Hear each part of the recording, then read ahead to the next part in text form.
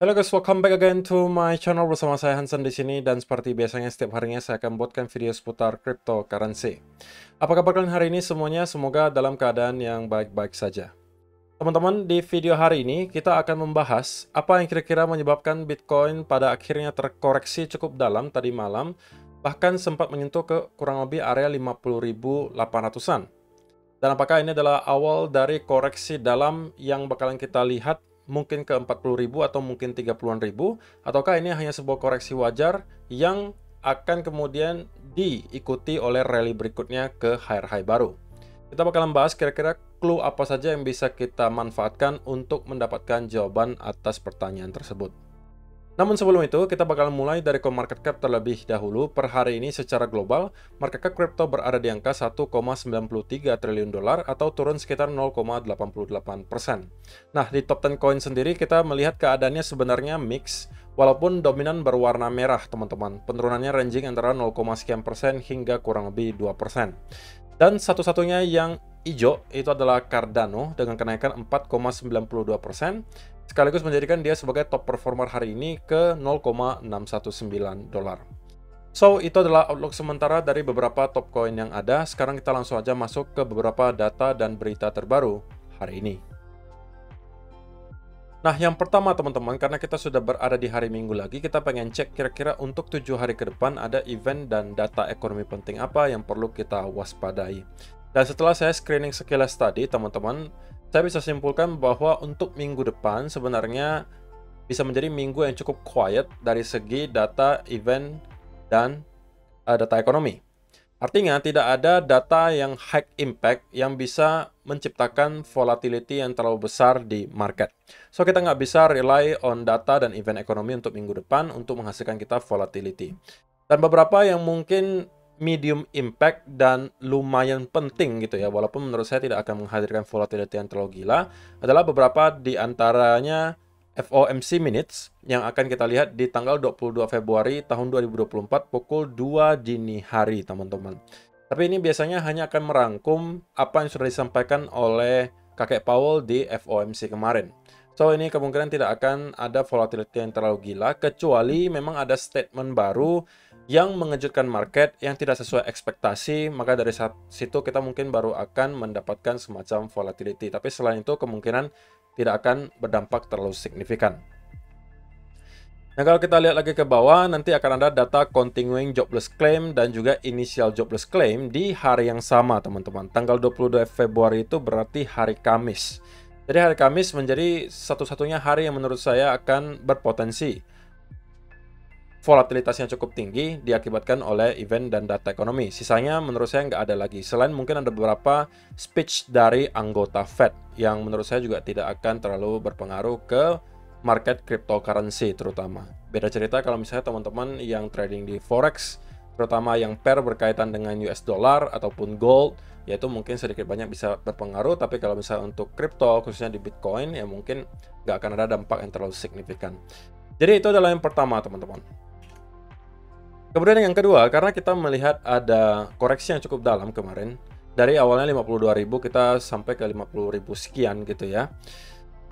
Itu berhasil menghasilkan likuidasi sebesar 145 juta dolar, teman-teman. Dan 59,98% atau lebih dominan itu datangnya dari arah long. Jadi orang-orang yang melakukan long mungkin dalam beberapa hari terakhir itu kebanyakan harusnya terlikuidasi, terlebih lagi mereka yang menggunakan leverage terlalu besar. Nah, sebenarnya penurunan kita ke angka 50 ribuan itu harusnya tidak akan menjadi surprise kalau misalnya teman-teman menonton video saya kemarin. Karena sudah saya sampaikan bahwa kita melihat ada dua area di mana titik likuidasi itu sedang berkumpul. Kalau misalnya kita breakdown di bawah area penan, maka kita akan menuju ke area 51 sampai 50.800, which is yang persis kita sentuh kemarin. Oke, tapi kalau kita mau breakout ke atas, maka setidak-tidaknya area 53.000 akan kita tuju. Karena di situ juga ada semacam titik likuidasi yang terkumpul. Nah, kalau kita lihat sekarang di chart liquidation heatmap di sini, maka kita bisa mengetahui bahwa likuidasi di area 51 sampai 50 ribuan di sini udah kecuci, teman-teman. Dan di bawahnya tidak terdapat lagi likuidasi yang terlalu besar. Walaupun ini adalah untuk sementara ya. kalau misalnya kita melihat beberapa hari ke depan, bisa saja datanya berbeda. Tapi untuk sementara, sekarang kita melihat titik likuidasi itu terkumpul lebih banyak adalah di area atas, yang berada kurang lebih $53.000. Walaupun menurut saya teman-teman, angkanya di sini belum signifikan banget. Kalau misalnya kalian lihat warnanya pun memang ada kekuningan, tapi ini nggak tebal-tebal banget. Nah, kalau kita zoom out ke time frame yang lebih tinggi, ke monthly, ya, nah ini mungkin sedikit lebih kelihatan tebalnya di sini. Jadi untuk sementara kalau kita perhatikan nih, dari area 40.000 sampai 50.000-an teman-teman, titik likuidasi yang paling tebal sekarang ada di sekitaran area 53.000. Nah, menjadi pertanyaan besarnya, apakah itu akan terlebih dahulu dituju oleh market maker sebelum kita mendapatkan koreksi? Nah, itu mungkin bakalan kita bahas lebih spesifik nanti dari segi chart. Dan yang terakhir teman-teman, perlu kalian ketahui kenapa banyak sekali orang yang membicarakan soal Fibonacci retracement di setiap cycle Bitcoin, karena kalian bisa melihat buktinya di sini. Di setiap cycle, ketika kita mendapatkan bear market, diikuti rally pertama di sini, artinya fase awal sebuah bull market, biasanya kita akan berhenti di area Fibonacci retracement 0,618 atau area golden pocket sebelum pada akhirnya kita mendapatkan rejection dan koreksi yang sangat dalam. Cycle 2016-2017 kita melihat di sini koreksi yang dalam sebelum pada akhirnya kita breakout, dan ketika kita close di atas 0,618, biasanya teman-teman tidak lama kemudian kita sudah akan kembali menyentuh ke area all time high. Nah, hal tersebut tidak hanya terjadi di cycle 2016-2017. Kalau kalian lihat di cycle 2018 sampai 2021 kemarin, sama juga. Kita masuk ke bear market di awal tahun 2018 gitu ya. Kemudian kita mendapatkan fase awal sebuah bull market. Itu startnya dari tahun 2019. Kemudian kita nyentuh ke area 0,618. Dan kemudian mendapatkan rejection dari sana. Berbulan-bulan kita terkonsolidasi dan koreksi. Sebelum pada akhirnya di pertengahan tahun 2020 kita start melihat ada rally kembali. Dan pada saat kita breakout dan close ya teman-teman, tidak hanya breakout dan close di atas 0,618, maka dalam beberapa minggu kemudian kita melihat Bitcoin kembali ke area all time high. Dan guess what teman-teman, kali ini kita sedang mencoba untuk dapat close di atas area Fibonacci 0,618. Kalau misalnya kita melihat closing weekly kali ini di kisaran area 51.000, harusnya kita akan melihat closing di atas Fibo 0,618. Sebenarnya kalau saya pribadi, prefernya teman-teman, closing weekly candle itu di atas 52.000. Menurut saya itu akan menjadi sebuah boost of confidence untuk para investor, karena kita sudah berhasil untuk clear area major resistance terakhir, yang bisa jadi berarti akan ada buyers-buyers yang baru mulai masuk karena mungkin merasa tidak akan ada lagi area resistance yang terlalu signifikan selain nanti di area all time high. Nah, ini bakalan kita bahas lebih detail tentunya dari segi chart teman-teman. Pertama, kita pengen bahas dulu apa yang sedang terjadi dalam 24 jam terakhir. Kalau misalnya diperhatikan, kita kemarin itu breakdown teman-teman dari area Pennant di sini. Dan saya sampaikan, breakout dari Pennant di sini akan menentukan pergerakan berikutnya. Jika kita melihat breakdown, maka area pertama yang akan dituju adalah 51.000 sampai 50.800-an. Kenapa? Karena di sini adalah area di mana banyak sekali titik likuidasi berkumpul. Dan kita persis menyentuh ke area tersebut sebelum mendapatkan rebound, teman-teman. Oke? Dan kalau kita breakout, saya sampaikan, maka kita akan kemungkinan menuju setidak-tidaknya area 53.000. Dan jawabannya adalah kita justru ternyata breakdown dan menyentuh ke area yang kita targetkan di 51 sampai 50.800-an. Kita rebound. Nah, lalu pertanyaannya sekarang, apa yang akan terjadi berikutnya ke Bitcoin? Nah, kalau misalnya diperhatikan di time frame yang lebih besar, teman-teman, ini mungkin chartnya lebih rapi di sini.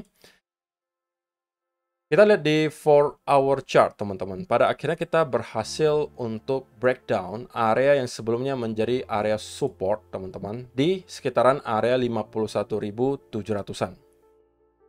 Dan menariknya, ketika kita melihat Bitcoin kembali mencoba untuk close di atas area tersebut, itu tidak berhasil. Dan terlihat sepertinya akan ada dua candle 4-hour yang tidak berhasil untuk close di atas area 51.700. Dan tentunya teman-teman, ini bukan indikasi yang baik. Jika kita bisa melihat beberapa candle itu mendapatkan rejection seperti ini, maka menurut saya kita akan melihat pelanjutan koreksi dari Bitcoin. Selama 4-hour candle belum berhasil untuk close di atas area 51.600 sampai 700-an di sini.